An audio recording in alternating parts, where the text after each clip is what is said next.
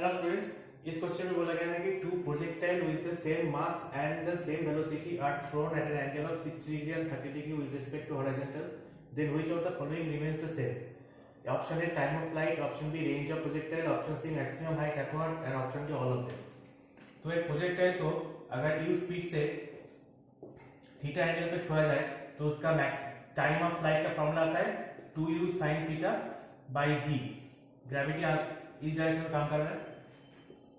Maximum height का formula आता है u square sin square theta by 2g और हॉरिजॉन्टल रेंज का फॉर्मूला आता है u square sin 2 theta by g। Okay, तो टाइम ऑफ फ्लाइट एक के केस में 30 है, एक के केस में 60 है, तो t1 कितना हो जाएगा 2u sin 30 by g, t2 2u sin 60 by g। तो t1 not equals to t2। Time of flight दोनों का बीच में बराबर नहीं है, तो इस ऑप्शन पे चले जाते हैं।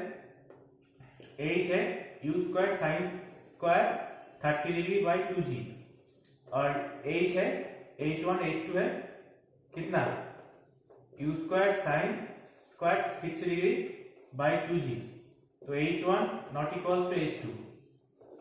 मैक्सिमम हाइट अपवर्ड भी दोनों का सेम नहीं है, तो सी ऑप्शन भी कैंसिल हो गया। ऑल ऑफ देम तो होगा ही नहीं।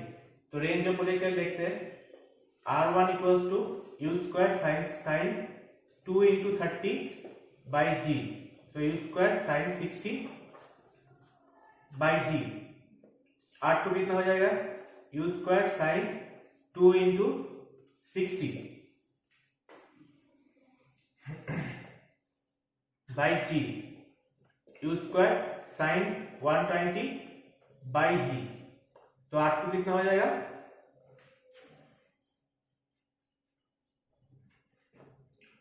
u square sin 90 plus 30 by g। 90 plus 30 कितना होता है cos 30 बाय g। तो r1 इक्वल्स टू r2 आ गया, क्योंकि sin 30 और cos 60 के बीच cos 30 का वैल्यू और sin 60 का वैल्यू सेम होता है। u स्क्वायर सेम और g same, so same velocity से छोड़ा गया है ना, और g तो दोनों के लिए बराबर ही है, तो रेंज ऑफ प्रोजेक्टाइल दोनों का इक्वल हो जाएगा। तो इस टाइप का क्वेश्चन को सॉल्व करने के लिए मैं चैनल को सब्सक्राइब कीजिए। Thank you.